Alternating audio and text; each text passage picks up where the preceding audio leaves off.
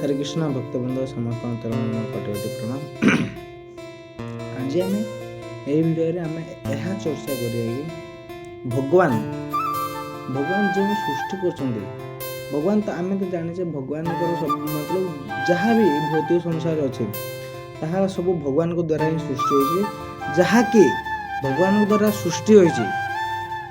देख गोटे पिता तार छुआ को जो जन्म कला ताले छुआ मध्य तार जेतरा छुआ हम से छुआ तो मतलब से पिता संतान बोली प्रिय थी सेमिति भगवान जपरी आमको सृष्टि कर समस्त तो आम से मतलब भगवान गोटे प्रिय थी भगवान तो आम ग्रहण करते किंतु आम यही वीडियो रे आम भगवान चर्चा मतलब आम यही वीडियो रे आम चर्चा करिए कि भगवान कहा को ग्रहण करचंती एवं कहा को अधिक ग्रहण कर सर्वनिम्न ग्रहण कर आज यही वीडियो माध्यम कहबी। प्रथम आम आमर जगत गुरु जे कि जो गुरु द्वारा आम यही आध्यात्मिक लेवल रे आम पहुँची पार्छु से गुरु का आम प्रणाम जनइबा। नमो ओम विष्णुपादाय कृष्ण पृष्ठाय भूतले श्रीमती भक्ति वेदांत स्वामी नामिने नमस्ते सरस्वती देवी गौरवाणी प्रचारिणी निर्विशेष शून्यवादी पाश्चात्य देश तारिणी जय श्री कृष्ण चैतन्य प्रभु नित्यानंद श्री अद्वैत गदाधर श्रीवासादि गौर भक्तवृंद। हरे कृष्णा कृष्णा कृष्णा हरे हरे हरे राम राम राम हरे हरे। जय श्री जगत गुरु श्रील प्रभुपाद की जय हो। देखो ये सृष्टि प्रथम आम देख ये सृष्टि नाम भौतिक केमी है जो आम जो कहे यहाँ को भौतिक जगत बोली केमी भौतिक जगत है जिते बड़े भगवान आमको ए सृष्टि कर कहीं आम भगवान गोटे अंश जेपरिक गोटे मेसीन मतलब जेपरिक गोटे मेसीन गोटे पार्ट अच्छी सेपर ही भगवान गोटे मेसीन कि पार्ट आम भावुचे कि देवता माने भगवान बोली भावुचे कि देवता माने भगवान नुहति से आम परी गोटे जीव किंतु से भगवान एत सुविधा सुजोग देते से आम भौतिक जगत में परिचालना किपरि परिचालना किपरि आमको ये सुविधा देपा से ग्रहण मतलब भगवान प्रदान कर जेपरी राजा राजा जेपरी जो पवित्र सॉरी राजांकर जेपरी जो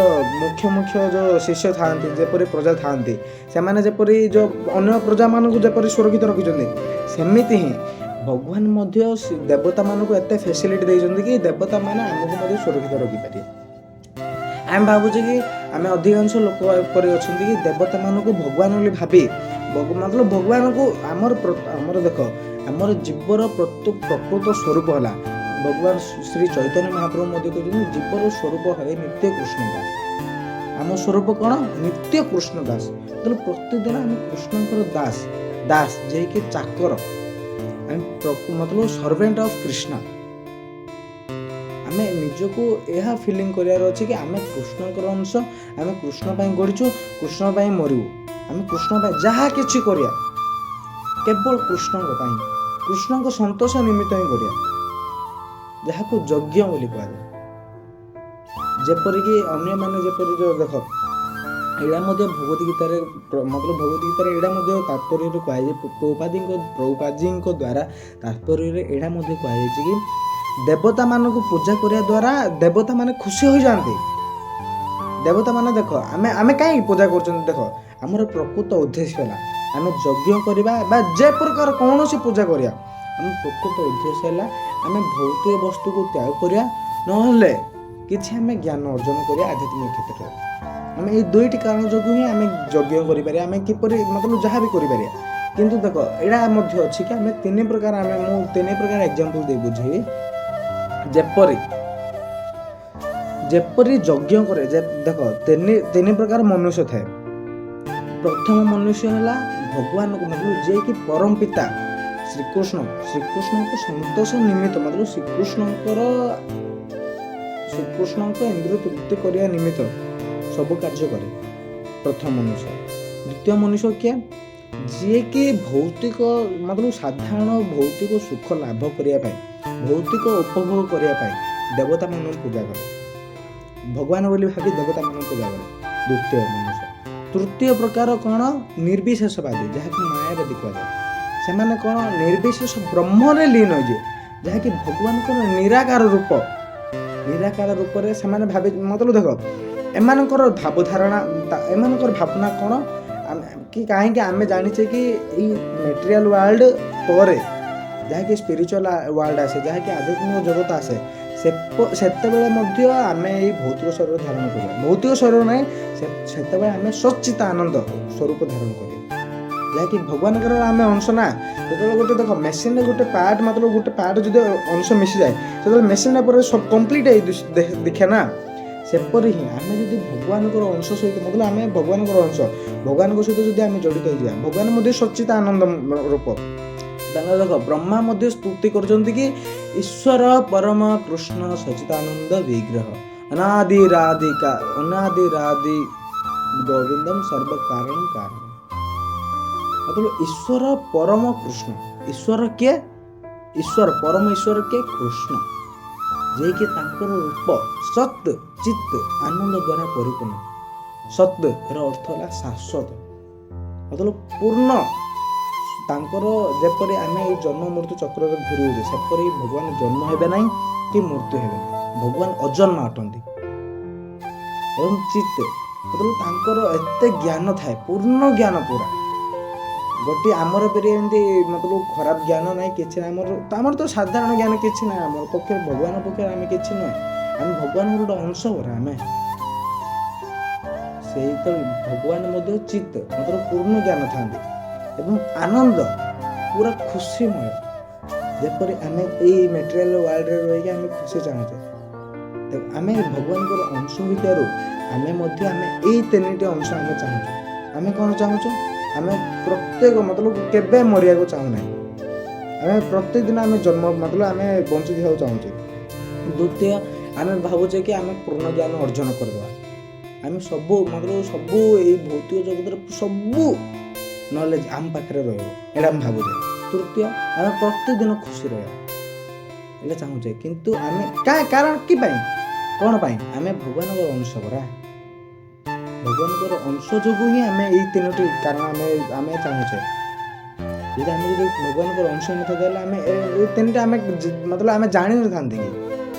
ସେପରି ହିଁ ଭଗବାନ ଆମର ଅଂଶ, ଭଗବାନଙ୍କର ଦ୍ୱାରା ଆମେ ପାଳିତ ହୋଇଥିବା, ଭଗବାନ ଆମର ପିତା ବୋଲି ଆମର ଭଗବାନଙ୍କର ଟିକେ ଟିକେ ଗୁଣ ଆମ ପାଖରେ ଅଛି। ସେଇଥି ଯୋଗୁଁ ଆମେ ଆମ ନିଜର ଗର୍ବ ଅହଙ୍କାର ଯୋଗୁଁ ହିଁ ଆମକୁ ଏଇ ଜଗତରେ ଭଗବାନ ଟାଳି ଦେଇଛନ୍ତି। ଏଇ ଜଗତ, ମତଲବ ଦେଖ ଭଗବାନ ଆମକୁ ଏଇ ଜଗତରେ ଆମକୁ ସୃଷ୍ଟି କରିଛନ୍ତି। ଭଗବାନ ଆମକୁ ଏପରି ରାସ୍ତା ଦେଇଛନ୍ତି କି ଆମେ କିପରି ଏଇ ସୃଷ୍ଟିରୁ ଉନ୍ନତ ହୋଇପାରିବା, ଆମେ କିପରି ଏଇ ସୃଷ୍ଟିରୁ, ଏଇ ଦୁଃଖମୟ ସଂସାରରୁ ମୁକ୍ତି ପାଇକି ଆମେ ଭଗବାନଙ୍କର ସ୍ତରକୁ ପହଞ୍ଚିପାରିବା। ଭଗବାନଙ୍କ ତ ସହିତ ସମାନ ହେଇପାରିବାନି। ଭଗବାନଙ୍କର ମତଲବ ଭଗବାନ ଯେଉଁଠାରେ ଅଛନ୍ତି ସେଇଠାରେ ଆମେ ଯାଇ ଭଗବାନଙ୍କର ସେବା କରିପାରିବା, ଭଗବାନଙ୍କର ଚରଣର ଗୋଟେ ଧୂଳି ସଦୃଶ ହୋଇପାରିବା। ସେଇଥିପାଇଁ ଭଗବାନ ମଧ୍ୟ ମତଲବ ଭଗବାନ ଆମକୁ, ଯେତେବେଳେ ଆମେ ଏତେ ଦୁଃଖ ସଂସାରରେ ଥିଲେ, ଭଗବାନ ଯେତେବେଳେ ଦେଖି ଦୁଃଖିତ ହୋଇଗଲେ। ସେଇଥିପାଇଁ ହିଁ ଭଗବାନ କଳି ଯୁଗରେ ଚୈତନ୍ୟ ମହାପ୍ରଭୁଙ୍କର, ଭଗବାନ ଚୈତନ୍ୟ ମହାପ୍ରଭୁ ହେଉଛନ୍ତି ସ୍ୱୟଂ ଭଗବାନ କୃଷ୍ଣ ଅଟନ୍ତି। ତାଙ୍କ ଅବତାର ନୁହେଁ, ସ୍ୱୟଂ ଭଗବାନ ଅବତରିତ ହୋଇଛନ୍ତି। କାହିଁକି? ଭଗବତ ଗୀତାରେ ଲେଖାଯାଇଛି କି ଭଗବାନ ଯେତେବେଳେ ଅବତାର ନିଅନ୍ତି, ସେତେବେଳେ ଭଗବାନଙ୍କର ଅବତାର ରୂପ ଆସନ୍ତି। କିନ୍ତୁ ଯେତେବେଳେ ଭଗବାନ ସ୍ୱୟଂ ଆସନ୍ତି, ସେତେବେଳେ ଭଗବାନ ନିଜର ଦୁଇ ଭୁଜଧାରୀ, ଯେଉଁଠାରେ ଗୋଟିଏ ହାତରେ ବଂଶୀ ଧରି, ଗୋଟେ ଗୋପାଳ ଦ୍ୱାରା ହିଁ ଆସନ୍ତି। ଏବେ ଦେଖ ଏ କଳି ଯୁଗରେ ଯେତେବେଳେ ଚୈତନ୍ୟ ମହାପ୍ରଭୁ ଅବତରିତ ହୋଇଥିଲେ, ସେତେବେଳେ ଚୈତନ୍ୟ ମହାପ୍ରଭୁ ମାୟାଦୀପ ନଗରରେ ଯେତେବେଳେ ନବଦ୍ୱୀପ କୋଲକାତାର ମାୟାପୁର ନବଦ୍ୱୀପ ନଗରରେ ଯେତେବେଳେ ଅବତରଣ ହୋଇଥିଲେ, ସେତେବେଳେ କ'ଣ ଥିଲା? ଦେଖ ଆମେ ତ ଏଇଟା ଜାଣିଛେ କି ଚୈତନ୍ୟ ମହାପ୍ରଭୁଙ୍କର ପିଲାଦିନର ନାମ ନିମାଇ ଥିଲା। କାହିଁକି ନିମାଇ ଥିଲା? ଚୈତନ୍ୟ ମହାପ୍ରଭୁ ନିମ୍ନ ଗଛର ତଳେ ଚୈତନ୍ୟ ମହାପ୍ରଭୁ ଅବତରଣ କରିଥିଲେ। ଚୈତନ୍ୟ ମହାପ୍ରଭୁ ମଧ୍ୟ ଏପରି ଗୋଟେ ଶ୍ଲୋକ ଅଛି, ପଞ୍ଚତତ୍ଵ ଆତ୍ମକମ୍ କୃଷ୍ଣମ୍ ଭକ୍ତ ରୂପ ସ୍ୱରୂପକମ୍ ଭକ୍ତ ଅବତାର ଭକ୍ତାକ୍ଷମ ନମାମି ଭକ୍ତ ଶକ୍ତିକମ୍। ଏଇଟା ଆମେ ପରେ ଡିସ୍କସ୍ କରିବା। ଆମେ ପ୍ରଥମେ ଚୈତନ୍ୟ ମହାପ୍ରଭୁ କିପରି ହେଲେ ତାଙ୍କର ପାର୍ଶ୍ୱଦ ବିଷୟରେ ଆମେ ଫାଷ୍ଟ କହିବା। ଯେତେବେଳେ ଚୈତନ୍ୟ ମହାପ୍ରଭୁ ଅବତରିତ ହୋଇଥିଲେ ସେତେବେଳେ ପୁରା ହରି ମତଲବ ଯେତେବେଳେ ଅବତରିତ କି ଦେଖ ଆମେ ଚୈତନ୍ୟ ମହାପ୍ରଭୁ ଅବତରିତ ହେବାର 3ଟି କାରଣ ଅଛି। ତାଙ୍କର ଅନ୍ତରଙ୍ଗା କାରଣ ଏବଂ ବହିରଙ୍ଗା କାରଣ ଅଛି। ବହିରଙ୍ଗା କାରଣ କ'ଣ କ'ଣ?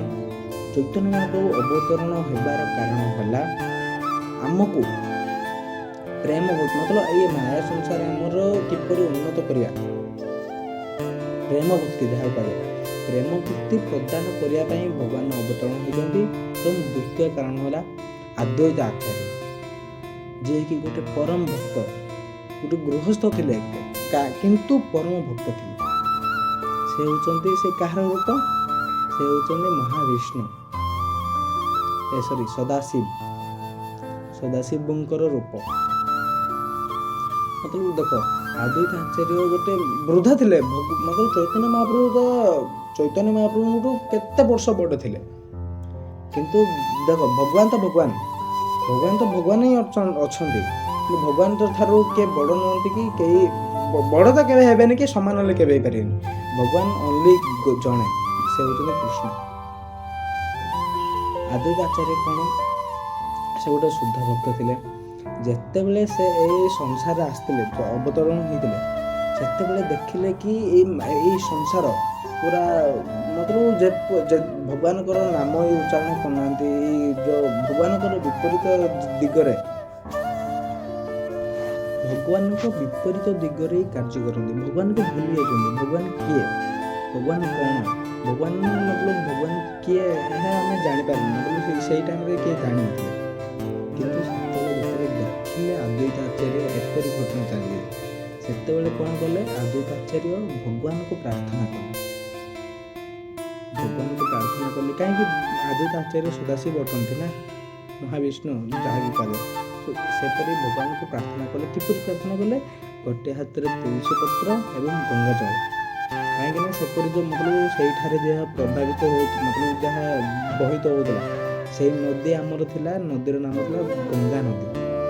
ସେ ଗଙ୍ଗା ଜଳ ଏବଂ ଗୋଟିଏ ହାତରେ ତୁଳସୀ ପତ୍ର ଧରି ଭଗବାନଙ୍କୁ ପ୍ରାର୍ଥନା କଲେ କି ଭଗବାନ ଆପଣ ଆସନ୍ତୁ, ମତଲବ ଏହି ସଂସାରକୁ ମୁକ୍ତି କରିବା ପାଇଁ, ସଂସାର ବଦ୍ଧଜୀବମାନଙ୍କୁ ମୁକ୍ତି କରିବା ପାଇଁ ଅବତରଣ ହୁଅନ୍ତୁ ବୋଲି କହିଲେ। ଯେତେବେଳେ ଚିତ୍କାର କରି ମତଲବ ରଡ଼ି କରି ଏହା ଉଚ୍ଚାରଣ କଲେ, ସେତେବେଳେ ଚୈତନ୍ୟ ମହାପ୍ରଭୁ ଯାହା କାହାଙ୍କୁ କରିଥିଲେ? ସଚୀ ମାତା ଏବଂ ଜଗନ୍ନାଥ ମିଶ୍ରଙ୍କ ଘରେ ଅବତରଣ କଲେ। ସେଇ ଟାଇମରେ ମଧ୍ୟ ଏହା ଥିଲା ମତଲବ ଦେଖ ଏଇଟା ଆମେ କହୁଛନ୍ତି କି ଗୌରଚନ୍ଦ୍ର ବୋଲି ତାଙ୍କ ନାମ ଥିଲା। କି ଦେଖ ଚନ୍ଦ୍ରମା ମଧ୍ୟ ଭଗବାନ ଅବତରଣ, କାହିଁକି ନା ଭଗବାନ ଏତେ ସୁନ୍ଦର, ଭଗବାନଙ୍କର ତାଙ୍କର ରୂପ କହିବାକୁ ମତଲବ କିଛି ଶବ୍ଦ ନୁହେଁ।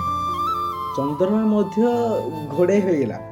ଚନ୍ଦ୍ରମା କି ଆମେ ଜାଣିଛେ କି ଚନ୍ଦ୍ରମା ଠାରୁ କିଏ ସୁନ୍ଦର ନାହିଁ, କିନ୍ତୁ ଭଗବାନଙ୍କର ରୂପ ଏତେ ସୁନ୍ଦର ଯେ ଚନ୍ଦ୍ରମା ମଧ୍ୟ ଘୋଡ଼େଇ ହେଇକି ଗ୍ରହଣ ହୋଇଗଲା, ଯାହାକି ଆମର ନାମ କୁହାଯାଏ ଗ୍ରହଣ ବୋଲି କୁହାଯାଏ, ଭାବୁଛେ ଆମେ।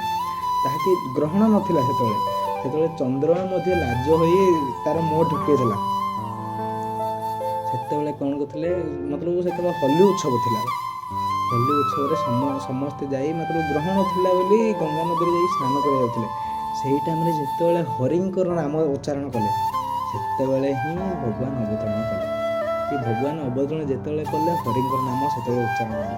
ତାହେଲେ ମତଲବ ଗୋଟେ ସଂକେତ ଜଣାପଡ଼ିଲା କି ହରିଙ୍କର ପ୍ରଚାର କରିବା ପାଇଁ ଭଗବାନ ଏଠାରେ ଅବତରଣ କରିଛନ୍ତି। ଦେଖ ଏତେ ଆମର ସୌଭାଗ୍ୟ ଯେ ଭଗବାନ ଦେଖ ପ୍ରତ୍ୟେକ ମତଲବ ଆମେ ଜାଣିଛେ କି ସତ୍ୟଯୁଗ ଆଉ ଦ୍ୱାପର ଯୁଗ, ସତ୍ୟଯୁଗ, ତ୍ରେତୟା ଯୁଗ ଓ ଦ୍ୱାପର ଯୁଗ, 3ଟି ଯୁଗରେ ଭଗବାନଙ୍କର ଅବତରଣ ହୋଇଥିଲା। କିନ୍ତୁ ଏହି କଳିଯୁଗରେ ଭଗବାନ ସ୍ୱୟଂ ଅବତରଣ ହୋଇଥିଲେ। ଚୈତନ୍ୟ ମହାପ୍ରଭୁଙ୍କ ରୂପ ଧାରଣ କରି ସ୍ୱୟଂ ଅବତରଣ ହୋଇଥିଲେ। ସେଇଥିପାଇଁ ଆମର ଏତେ ଭାଗ୍ୟ ଯେ ଆମେ ଭଗବାନଙ୍କୁ ମତଲବ ଆମର ତ ଦେଖ ଏବେ ତ 500 ବର୍ଷ ତଳେ ହିଁ ଭଗବାନ ଅବତରଣ ହୋଇଥିଲେ। ଭଗବାନ ଆମକୁ ଏହା ଶିକ୍ଷାଦାନ ଦେଇଛନ୍ତି। ତାଙ୍କର 7ଟି ଶିକ୍ଷାଦାନ ଅଛି, ଯାହାକି ଶିକ୍ଷା ଅଷ୍ଟକମ୍ ବୋଲି କୁହାଯାଏ। ସେଠାରେ ଭଗବାନ ଚୈତନ୍ୟ ମହାପ୍ରଭୁ ପ୍ରଥମ ଶ୍ଲୋକରେ ହିଁ ବର୍ଣ୍ଣନା କରି କହିଦେଇଛୁ, ମତଲବ କିପରି ଆମେ ଏଇ ସଂସାରରେ ମୁକ୍ତି ପାଇବାରେ ପ୍ରଥମ ଶ୍ଲୋକରେ ହିଁ କହିଦେଇଛନ୍ତି, ଯାହାକି ଚେତ ଦର୍ପଣ ମାର୍ଜନ ଭବ ମହାଧବାଗ୍ନିର୍ବାପଣ ଶ୍ରେୟ କୈରବ ଚନ୍ଦ୍ରିକା ବିତରଣ ବିଦ୍ୟାବଧୁ ଜୀବନ ଆନନ୍ଦାମ୍ବୁଧି ବର୍ଦ୍ଧନମ ପ୍ରତିପଦମ ପୂର୍ଣ୍ଣାମୃତ ସ୍ୱାଦନମ ସର୍ବାତ୍ମନ ସ୍ନପନମ ପରମ ବିଜୟତେ ଶ୍ରୀକୃଷ୍ଣ ସଂକୀର୍ତ୍ତନ। ଏହାର ଅର୍ଥ ହେଲା ଚୈତନ୍ୟ ମହାପ୍ରଭୁ କହୁଛନ୍ତି କି ମତଲବ ଚୈତନ୍ୟ ମହାପ୍ରଭୁ କେଉଁ ରୂପ ଧାରଣ କରି ଆସୁଛନ୍ତି। ଦେଖ ଭଗବାନ ତ ଅବତରଣ ହୋଇଛନ୍ତି କିନ୍ତୁ ଗୋଟେ ଭକ୍ତ ରୂପରେ ଅବତରଣ ହୋଇଛନ୍ତି। କାହିଁକି ନା ଦେଖ ଦୁଇଟି କାରଣ ମୁଁ କହିଲି ଭଗବାନ ଚୈତନ୍ୟ ମହାପ୍ରଭୁ ଅବତରଣ ହେବାର।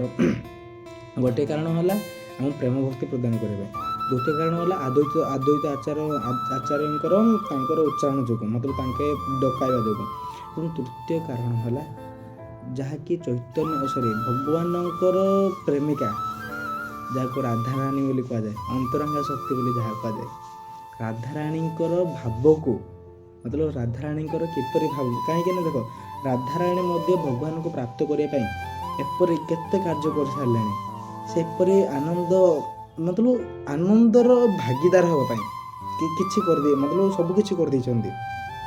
ସେଇ ଆନନ୍ଦକୁ ହିଁ ଭଗବାନ ଭାବୁଛନ୍ତି କି ସେଇ ଆନନ୍ଦ ମୁଁ କିଏ ପାଇଁ ନେଇପାରୁନି, ସେଇ ଭାବନା ଲାଗି ମତଲବ କିପରି ଆନନ୍ଦ ନେଉଛି ତାହା ଲାଗି ହିଁ ଭଗବାନ ଭକ୍ତ ରୂପରେ କାହିଁକି ନା ଚୈତନ୍ୟ ମହାପ୍ରଭୁ ହେଲେ କି ରାଧା ଏବଂ କୃଷ୍ଣଙ୍କର ମିଳନ ଯୋଗୁଁ ହିଁ ଚୈତନ୍ୟ ମହାପ୍ରଭୁ ହୋଇଛନ୍ତି।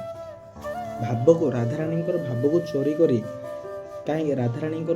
ଚୋରି କରି ଏଇ ଧରାଧାମରେ ଅବତରଣ ହୋଇଛନ୍ତି କି କିପରି ରାଧାରାଣୀ ଖୁସି ହେଉଛନ୍ତି, ସେଇଥି ଯୋଗୁଁ ହିଁ ଚୈତନ୍ୟ ମହାପ୍ରଭୁ ତିନୋଟି କାରଣ ଯୋଗୁଁ ଜନ୍ମ ହୋଇଛନ୍ତି। ଅବତରଣରେ ଜନ୍ମ ହୋଇଛନ୍ତି, ଅବତାର ନେଇଛନ୍ତି। ଆମ ଦେଖ ଚୈତନ୍ୟ ମହାପ୍ରଭୁଙ୍କର ପାର୍ଶ୍ୱଦ କଥା ହେଲା, ଚୈତନ୍ୟ ମହାପ୍ରଭୁଙ୍କ ପାର୍ଶ୍ୱଦ କିଏ? ନିତ୍ୟାନନ୍ଦ ମହାପ୍ରଭୁ। ତାଙ୍କର 5 ଜଣ ଯାହାକି ପଞ୍ଚତତ୍ତ୍ୱ ବୋଲି କୁହାଯାଏ, ନିତ୍ୟାନନ୍ଦ ମହାପ୍ରଭୁ ଏବଂ ଅଦ୍ୱୈତ ଆଚାର୍ଯ୍ୟ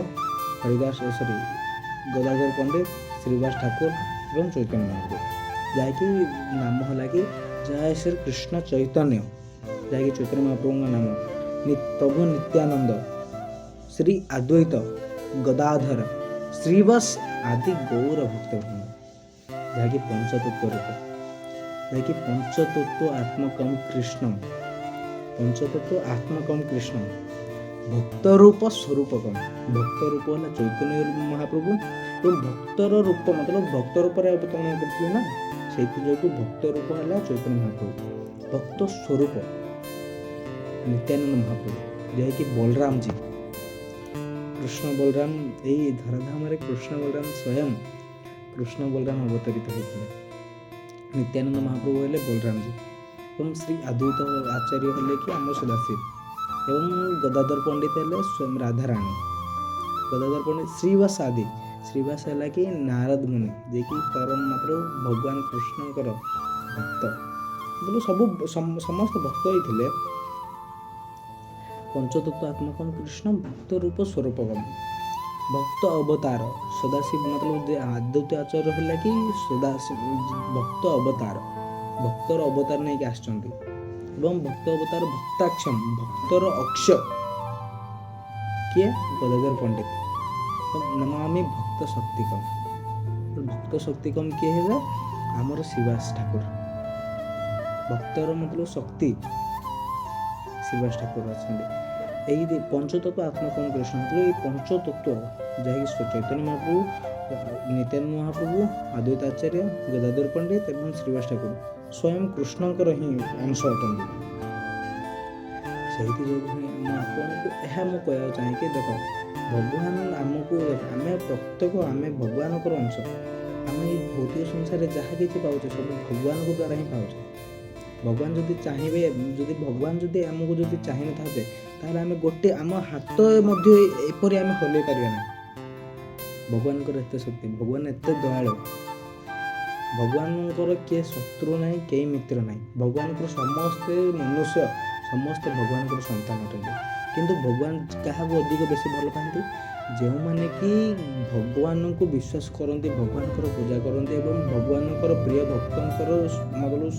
ଭକ୍ତଙ୍କ ସହିତ ଜଡ଼ିତ ହୋଇ ଭକ୍ତଙ୍କୁ ଭକ୍ତଙ୍କୁ ସମ୍ମାନ କରନ୍ତି, ଭକ୍ତଙ୍କର ସେବା କରନ୍ତି ଏବଂ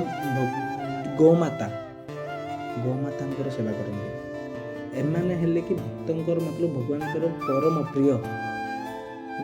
ଭଗବାନ ମଧ୍ୟ ଚାହୁଁଛନ୍ତି କି ଭକ୍ତମାନଙ୍କ କିପରି ସେବା କରିବେ। ସେଥିପାଇଁ ହିଁ ଭଗବାନ ଅର୍ଜୁନଙ୍କର ସଖା ରୂପରେ ମତଲବ ଅର୍ଜୁନଙ୍କର ପାର୍ଥ ସାରଥୀ ରୂପରେ ଭଗବାନ ଅର୍ଜୁନଙ୍କର ରଥ ଚଲାଉଥିଲେ ମହାଭାରତ ଯୁଦ୍ଧରେ। ଭଗବାନ ମଧ୍ୟ ଏତେ ଦୟାଳୁ ଯେ ଆମେ ଦେଖ ଆମେ ଚାହୁଁଛୁ କି ମତଲବ ଆମେ ଜାଣୁଛେ କି ଆମେ କିଛି ନାହିଁ, ଭଗବାନ କିଛି ନୁହନ୍ତି, ଇଏ କିଛି ନୁହନ୍ତି, ଆମକୁ ଇଏ ଦେଉଛନ୍ତି ସେ ଦେଉଛନ୍ତି, ଆମେ କିଏ ମତଲବ ଆମକୁ କିଏ ଜଣେ ସାହାଯ୍ୟ କରିଲା ସେ ଆମ ପାଇଁ ଭଗବାନ ହେଉଛନ୍ତି। ଆମେ କାହା ଦ୍ୱାରା ଆମେ କାହା ପକ୍ଷରେ ରହିକି ଆମେ ଯଦି ଆମ ପକ୍ଷରେ କିଏ ପକ୍ଷପାତ କରିଦେଲା ସେ ଆମ ପାଇଁ ଦେବତା ହେଇଯାଉଛି, ସବୁ ହେଇଯାଉଛି, ଆମେ ଏଇଟା ଭାବୁଛନ୍ତି। କିନ୍ତୁ ଦେଖ ଭଗବାନ ଆମକୁ ମତଲବ ସବୁ ଜିନିଷ ଭଗବାନଙ୍କର ହିଁ, ପ୍ରତ୍ୟେକ ଜିନିଷ ଆମେ ଯେଉଁ କପଡ଼ା ପିନ୍ଧୁଛେ ଏହା ମଧ୍ୟ ଭଗବାନଙ୍କର ହିଁ ଜିନିଷ ଅଟେ। ଆମେ ଯାହା ମଧ୍ୟ ଆମକୁ ମିଳୁଛି ସବୁ ଭଗବାନଙ୍କ ଦ୍ୱାରା ହିଁ ମିଳୁଛି। ଆମେ ଯଦି ଭଗବାନଙ୍କୁ ଯଦି ଆମେ ଭୁଲିଯିବା ତାହେଲେ ଆମେ କ'ଣ ହେବା? ଭଗବାନ କେବେ ଖୁସି ହେଇପାରିବେ? ସେଇଥି ଯୋଗୁଁ ହିଁ ଆମକୁ ଏଇ ମାୟା ସଂସାର, ଆମେ ଦେଖ ଏଇ ଭୌତିକ ସଂସାର ପ୍ରକୃତରେ ଭୌତିକ ନୁହେଁ, ଏହା ଗୋଟେ ସଂସାର ଅଟେ କିନ୍ତୁ ଭୌତିକ ସଂସାର ନୁହେଁ।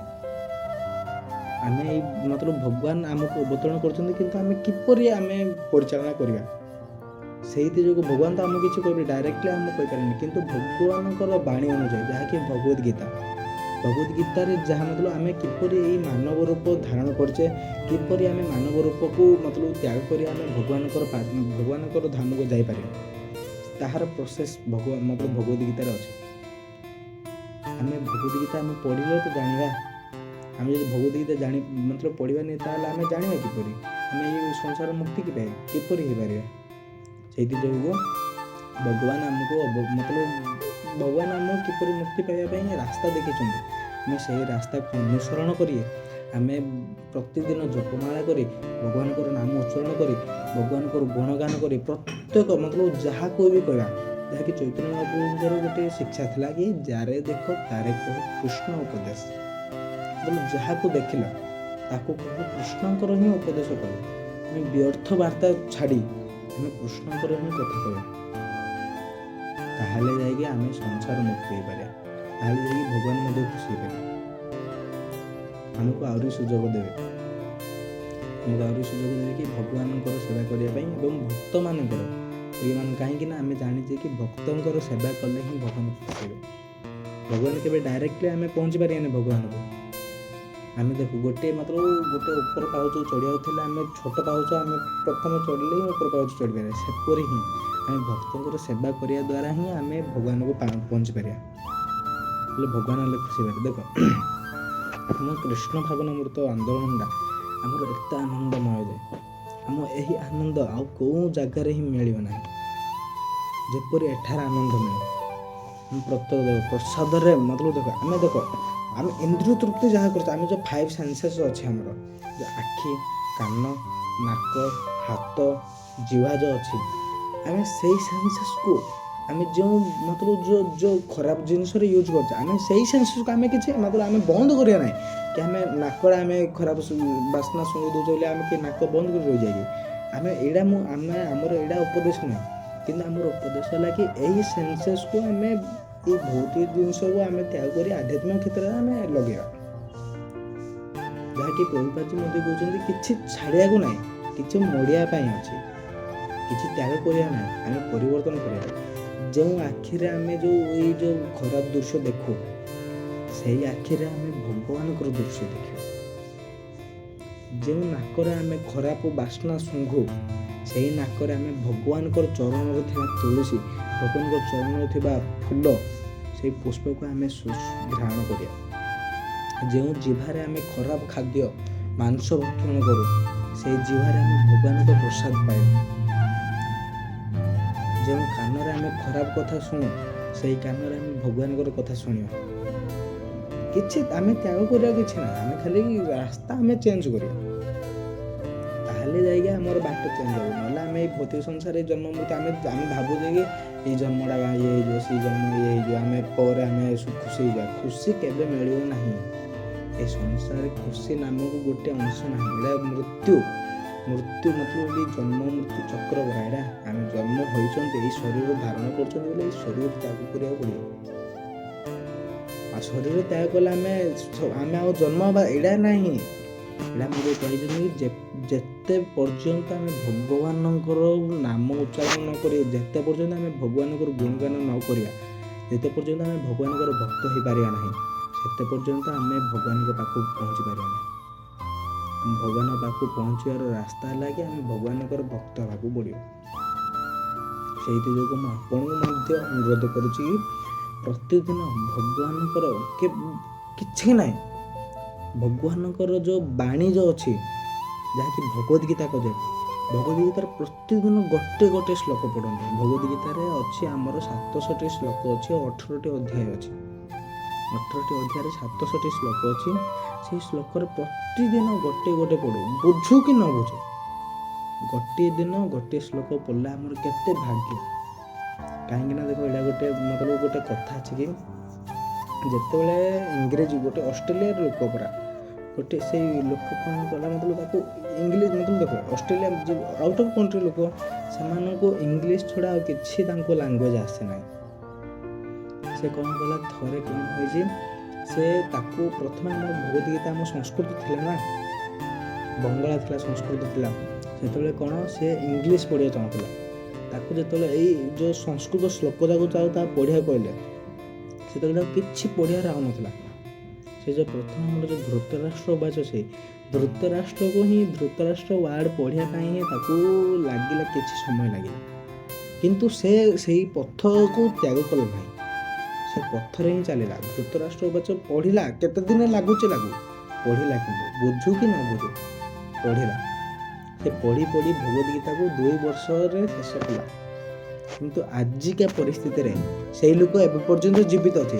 ସେଇ ଲୋକ ଆଜିକି ଗୋଟେ ଭଗବାନଙ୍କର ଗୋଟେ ଭକ୍ତ ହେଇ ପ୍ରତ୍ୟେକ ଯେଉଁ 700ଟି ଶ୍ଲୋକ ଅଛି, ଯେଉଁ ଲୋକ ପଢ଼ି ପାରୁନଥିଲେ, ସେଇ 700ଟି ଶ୍ଲୋକ ତାର ବୁଦ୍ଧିରେ ପୁରା ମଜ୍ଜିତ ହୋଇଯାଇଛି।